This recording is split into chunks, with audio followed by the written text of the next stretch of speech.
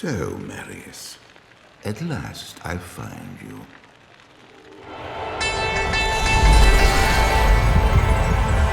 Diablo II is one of the most beloved action RPGs of all time. The open-ended design of its classes and itemization system make it a game with seemingly limitless potential, yet it's also defined by its restrictions and its many idiosyncrasies. I am overburdened.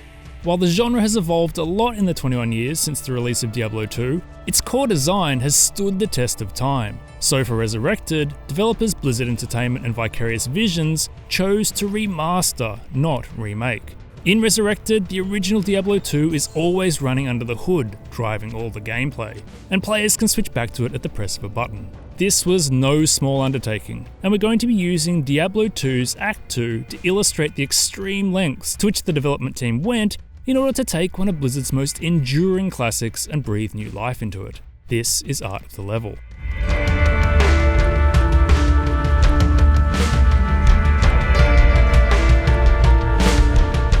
With Resurrected, the team's goal was to take a 2D sprite-based game and remaster it in 3 dimensions. This meant every single art asset in the original game and its expansion had to be remade. Every single character, monster, building, tree, rock, weapon and armor piece each required a brand new 3D model. So how would you begin a project like that? Well, in an ideal world, you'd have all of Blizzard North's original files. This, however, is not an ideal world, and the Resurrected team were initially operating with far from complete information. Blizzard's archive department was able to provide a starting point, the source code, some assets, the raw cinematics, but it was just that, a starting point. When I joined the team and saw how much we had, I was more in disbelief of this can't be everything. So that's where I did my own digging, and that's where I looked around various archives. And honestly, knowing that Diablo II is a 20-year-old game, people have moved around across various teams and all these folders of information that people store everywhere across Blizzard. Yes, Diablo II Resurrected's game designer was literally scouring servers across Blizzard and working with veterans of the company to go through old hard drives to dig up whatever they could. We got 30 years worth of files right here in this computer. Oh no. Damn! This archaeological process turned up a lot of material that then gave the team further insight into the original vision for Diablo II. It was also important from a practical perspective, as working solely from the in-game pixel art would be an absolute worst-case scenario. After all, in the last 21 years, we've gone from this to this. Okay, that might be a slight exaggeration, but you get the idea. Plus, while Diablo II may have been a 2D game, everything was actually modelled in 3D first, then rendered into sprites. Blizzard North's artists even used the 3D models to create each character's animation set. So they had their directional light, which would cast shadows, and then they would basically render out every keyframe within a character's animation set, basically taking like a snapshot of every angle of that character with all the baked-in lighting, with all the shadows, to create almost like a flip book. The original 3D models had a lot of detail that simply can't be seen clearly in the sprites, so as a baseline, having those models would be enormously helpful. What the team had access to, however, was a real patchwork. I think in some cases we had pretty much the full model scene, right? We had everything, including like the model, the textures, the rigs, the animations. But there were, I would say more often we were missing some key components. Like maybe we had a model file that had the mesh in the model file with the rig, but like the head was like off into space, or we were missing the torso. So we tried to piece together as much as possible, and this is what Andre did. Given this process didn't always deliver, it was crucially important that the team also drew on other references. Concept art, design documentation, marketing materials, texture files, email exchanges between Blizzard North employees, whatever they could find. A lot of times we would discover things from the concept alone that you couldn't really see in the model itself. A good example there is Elzix. He's the NPC you see more in the northern part of Luco Lane. But it was hard to tell how many fingers he's missing, or how bad of injury his foot had. So the concept that we did find for the original concept of Elzix was very clearly detailed, and that allowed us to easily just reinterpret him entirely and follow the same kind of details he had originally. You look like a sturdy adventurer. The 3D models the team did have were almost exclusively used just as reference materials. But in a neat touch, Tyrael's wings were resurrected? Sorry, from the original. Yes, it's the same base model. A few of the original high-res textures were also able to be directly integrated. And elsewhere, the developers utilised Blizzard North's original documentation to trace designs back to their source. One of Diablo 2's large charms, for instance, has a pattern based on an actual Viking runestone, so the artists could use the original artifact as their primary reference. Of course, there's a conundrum at the heart of remastering Diablo 2 that has to be overcome before you can even think about putting any of these glorious new 3D assets into the game. Namely, how do you take a 2D sprite-based presentation and layer a modern 3D engine on top of it? Well, if you were engineering specialist Kevin Tedisco, you'd reverse engineer the original game, looking at it almost as though it were a 3D game. And if that were the case, where would the camera sit and at what angle? Tedisco realised he could count pixels to come up with the answers. Rather than pretend I understood the 1,000-word document he sent me entitled Axonometric Derivation, I think I'll just let him explain. Turns out a floor tile is half as tall as it is wide. We can use that information to figure out that the camera is pitched downward 30 degrees. And so now we know if we had a 3D camera, we need to put it in the scene, we need to move it down 30 degrees, and then we can essentially recreate that. And then there are other rules that kind of go into calculating, well, if something is 7 feet tall, how do we get that based upon how many pixels tall it is in the original game? So we had a formula for that too. There were many other foundational problems to solve too, such as how the new engine would work out where characters were in 3D space. After all, in the original, a character's position can be described by two numbers, X and Y. But in Resurrected, you've also got the Z-axis. The solution was creating a translation system to mediate between the original game logic and the new 3D renderer. This was also responsible for ensuring the right assets were on screen. Every object, structure, character, and animation from the original game now has a 3D counterpart, and the translation system pulls these into the new engine as needed. Ensuring it all looked right in 3 dimensions was another challenge. Diablo 2's procedurally generated levels are actually constructed from a large number of presets, building block slices of land. The game combines them somewhat randomly for each session, ensuring that your path through, say, the sewers won't be the same each time. The process for ensuring that these presets matched the original game exactly required a massive effort. And so what we could do was we could take each of these pieces and take all 2,400 of them, and for the environment art team, give them tools where they could go into our 3D modeling software and overlay an image of just this preset on top of the 3D art that they were creating. And in doing so, they could position all the different pieces of that environment exactly according to where they would appear in the sprite-based game. So kind of picture like a cutout of a portion of a level that's just transparently overlaid on top of some 3D stuff that you're making. And there's a rock, at that spot over there. And so as a 3D artist, you would go in, you would take your pre-made rock asset that was modeled, and then you would put it into this level, and that's how you would build that particular preset. The terrain itself, meanwhile, isn't even included in each of the new 3D presets. If you hand-painted the ground textures after all, you'd have to ensure that the terrain blended smoothly across every single combination of presets. It's much smarter to control it all separately in what the team describe as one big plane of controlled noise. This system gives the artists a variety of sliders to ensure the ground has plenty of variety while the joins between presets are seamless. So with all these systems in place, the team was able to deal with every aspect of Diablo 2's terrain, right? Wrong. Let's take a stroll through Act 2's main hub city of Lut Ghilain and head to its rather unassuming dock. Walking down these stairs seems like the simplest thing, but actually it's representative of a pretty large problem the team had to solve: what to do about changes in height. You see, Diablo 2 pulled off a subtle illusion, as everything took place on the same plane. So even when it looked like you were going upstairs or downstairs, you weren't going anywhere.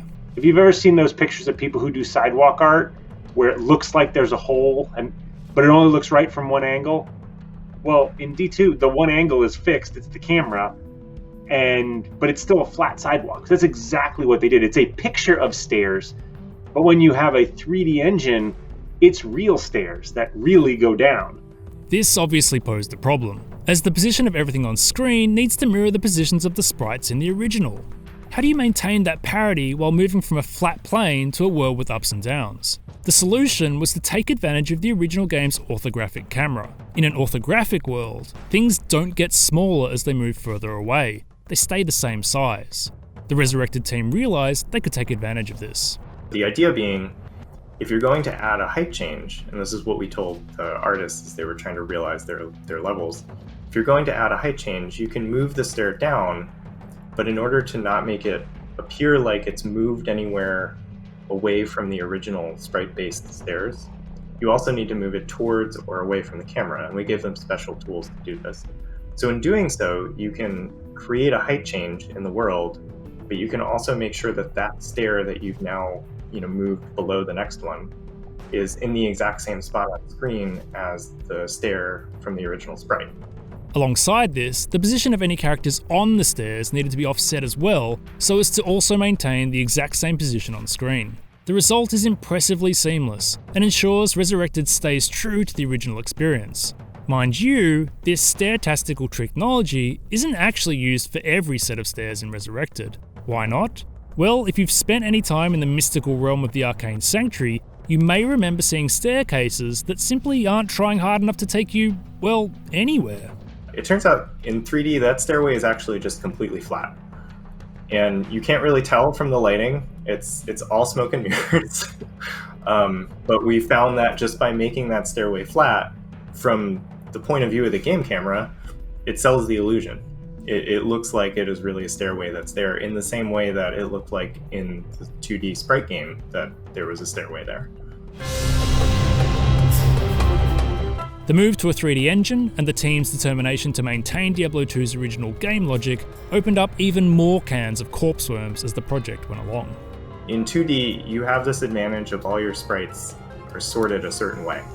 You can make sure that the terrain always draws first, and then the characters always draw over the terrain, and the items always draw over the grass, and the auras always draw over the terrain but underneath the characters. When it's 3D, everything just clips together because it's three-dimensional, and there's nothing that says that like this thing can't intersect with that other thing. All the collision that we take for granted in modern engines these days. Because it was all running off of the original 2D stuff, these things would just intersect. So we did also have to put a lot of effort into tech that would make sure that the draw order of these things was properly respected. And one of the best examples of this that I have is when you see an aura in the game, it looks from the point of view of the camera like it's sitting on the ground right at the character's feet. But what's actually happening is it's floating in space closer to the camera. So the aura is floating in space, so it doesn't intersect with grass or anything on the ground, but the character always draws on top of it, so it looks like it's at the character's feet. Combat is also completely different in 3 dimensions. Take, for example, I'm swinging a sword in a modern action RPG. Well, I have a skeleton in my character, right? And I probably have a attack region linked to the sword or axe or whatever. And when that animation swings, if that sphere touches the vulnerability sphere of the monster, it's like, oh, here's where this contact point happened in 3D space. That is not at all how Diablo 2 works. Diablo 2 is much closer to, we're all sitting around playing a tabletop game, and there's a grid in front of us, and we're all rolling dice. So when my barbarian happens to be next to a monster, and you see the barbarian swing his axe, sure, it looks like the axe hit the monster, but that's not at all what happened. You're actually sending data to the server that says, hey, I have this axe, these are my stats, this is the hit chance, miss chance, here's the monster. And the DM screen of the server will say, oh, roll some dice, and it'll be like, turns out you hit him. And so even little things like adding a take hit or like a blood effect, we don't really know where the damage came from, so we had to write another system on top of it that's like, oh, someone was attacking next to this monster, and here's where, the sword hit, so we can kind of guess where the blood came from. But the whole did the hit succeed, none of that is being done by our 3D engine. It's all being handled by that original game. And that blood is now generated dynamically, whereas the original game had its blood effects rendered out as part of its sprites. This change, alongside the far more realistic visuals and lighting, helped make Resurrected's world feel much moodier and much more horrific than the original. The team's artistic vision for Resurrected went far beyond simply producing a one-to-one 3D version of Diablo II. No, the goal was to elevate this world, to add additional detail to help Sanctuary feel more believable and more lived in, and to showcase the existing detail that was once difficult to make out because of the resolution. Luke Ghislaine's palace is a good example of this. In the original, it's an impressive structure thanks to its size, its imposing dome and tower, its ornate facade and patterned walls. Inside, however, was extremely bare, so the team added some subtle but important details to make it feel more inhabited. The harem below was also quite stark, but now has many more rugs, ornaments, furniture and cushions, signs of life that make the lower levels' blood-stained, corpse-ridden state all the more gruesome. The marketplace, where players can interact with their stash, as well as characters like Deckard Cain and Farah, is also much more vibrant. There's a lot of extra additions we added there to help sell the fact that this is a marketplace with a town with a lot of people. For starters, we had it matching the original game with the same exact amount of models and details there, and then we started to add more to it and see how much more life was breathed into it. So you could see there's flag poles added with flags waving there that show more life because you could feel the wind now because the docks are right next door, right by. And so it helps add to selling the 3D aspect of the game too, since we're 3D now. Now a lot more objects can overlay each other in ways of and have dynamic shadows dropping on top of other objects and things like that. Every structure in Luke Ghislaine has seen similar changes, and it's transformative. Combine the new models and details with the richer oral landscape and dynamic lighting, and the city feels so much more real. Importantly, however, it still retains the same vibe as a sun-scorched hub, in which most of the inhabitants are eking out a simple life, surrounded by evil-infested wilds. If you venture into the sewers beneath Luke Ghislaine, meanwhile, they've been born anew. Torches bathe the dank tunnels in flickering light, while water running through troughs gives this place a sense of purpose, beyond being yet another killing ground for the player. It helped paint a scene of, there is running water underneath this bustling city, and we could create these little vignettes of, something happened here. Whereas before, they're dealing with it's the same repeated texture over and over again along the wall. It gave us a chance to embellish. We just had to embellish in a way that didn't, take away from what the original game was. Exactly how much to embellish was a constant discussion during development, as the team wanted to ensure the world felt lived in, but didn't want to add unnecessary clutter or alter the mood. As such, the right level of additional detail could vary depending on location. The Arcane Sanctuary, for instance, is a magically constructed space and not a livable environment, so the team weren't about to start laying down rugs and arranging tea sets. Instead, the additions they made were more measured, such as heavy tomes underfoot and groups of candles to help make the paths more interesting. Not that candles were always their friends, mind you.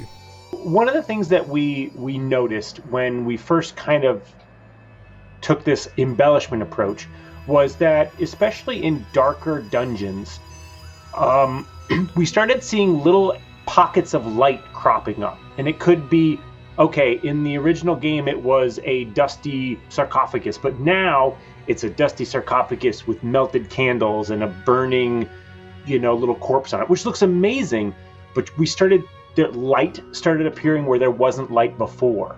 And light works very weird in the original SD game. So, for example, if you're walking down a hallway and there's another room next to you that you can't get to, but there's a light source you can now see in the other room. Now, you can't see the monsters. The monsters only appear with actually line of sight, but you could see what was there. And so there were parts of the original game that were pitch black, but now you could see in our game.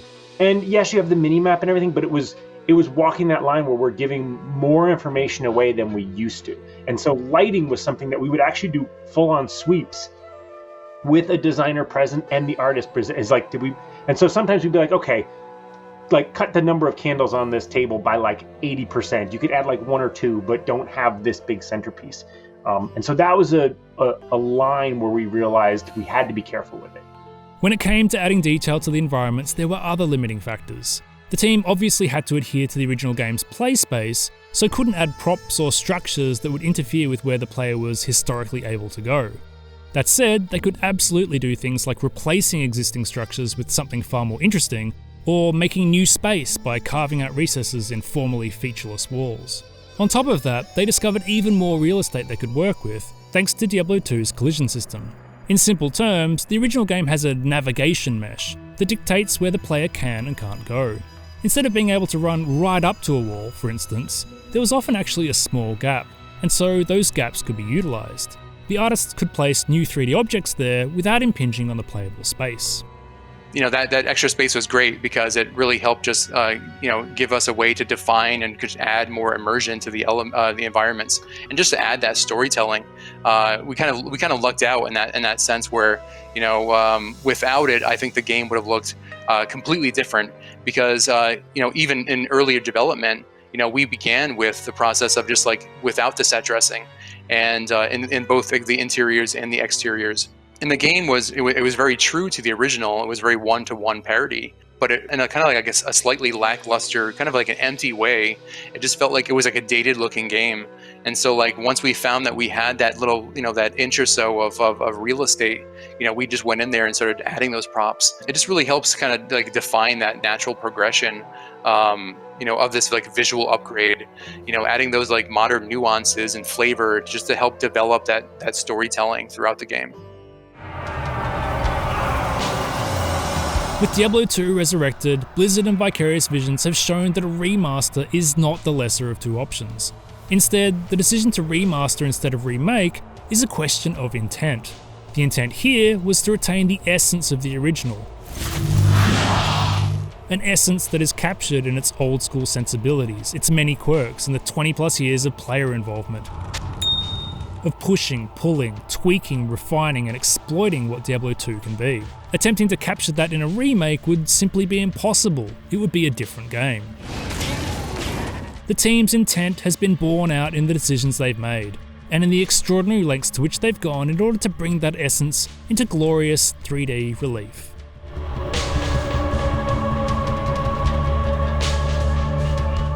For more insight into game design, check out our videos on Ghost of Tsushima's unforgettable intro that almost didn't happen, and how Resident Evil 2's police station perfected the art of survival horror, twice. And for everything else, stick with IGN.